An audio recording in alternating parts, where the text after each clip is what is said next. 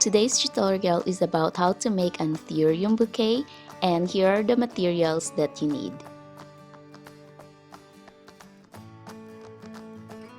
Let's begin by making the spadix.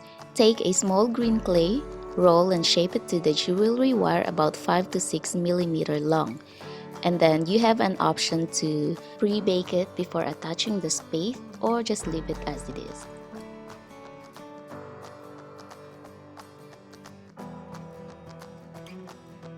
To make the spade, roll a red clay and flatten it to not more than 0.5 mm or else it would be too thick. Here I am using a hard plunger to cut the spade. I found this small plunger in a baking shop and thought it would be nice to use it for miniature projects. Now press the plunger to your clay and then remove any excess clay.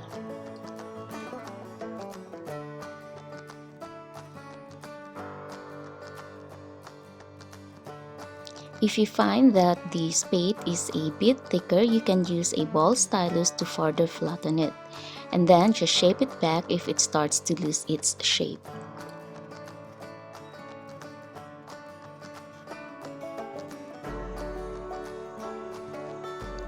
Create a texture to the spade using a smaller ball stylus, and here I am using 2 sizes of ball stylus. You just need to follow the shape of the heart and make a straight line in the middle. Use the smallest ball stylus to emphasize the line more.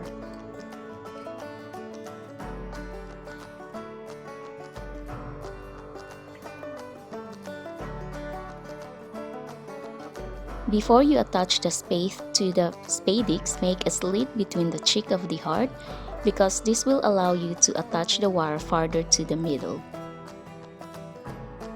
Once the 2 clays are attached, secure the bottom part by pressing the clay with your thumb and finger. Make necessary adjustments if you need to and completely bake the clay.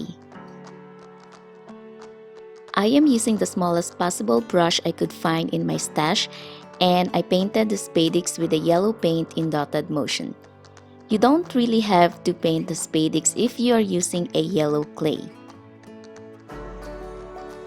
If you don't have a small brush, another way to do this is to use a Q-tip and dab it around the spadix.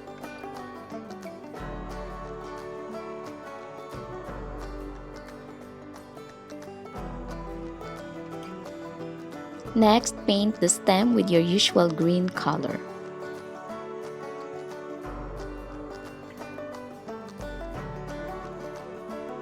To achieve the glossy or plastic effect of Anthurium, use a polymer varnish and coat the clay 2 to 3 times.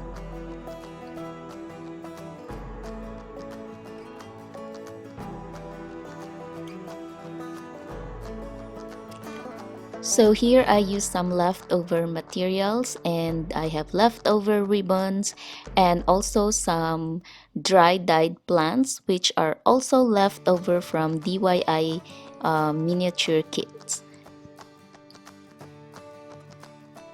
I also use this thin paper that comes from purchasing shoes or clothes, which I don't know the name. It's not a crepe paper though. So if you know how it is called, please let me know on the comments section. I will greatly appreciate it. So here I already secured the flowers with a sewing thread because it was quite difficult to put everything together without securing it first. And then add the dried dyed leaves or any additional decorations you have on hand.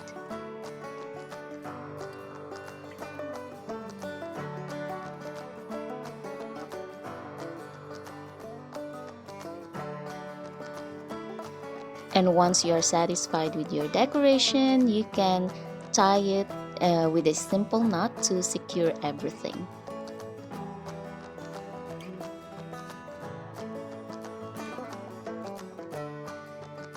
And then I wrapped the bouquet with a square fabric mesh which I cut earlier. And then I cut the special paper into square, fold it and wrap it around the bouquet.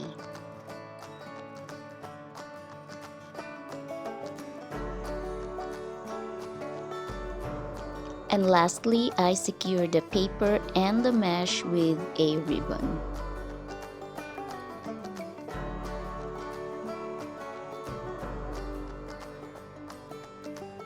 Thank you for watching, and I hope you enjoyed this tutorial. Don't forget to click subscribe and get notified for new videos which I am posting every Saturday. Thank you and have a great day. Bye bye.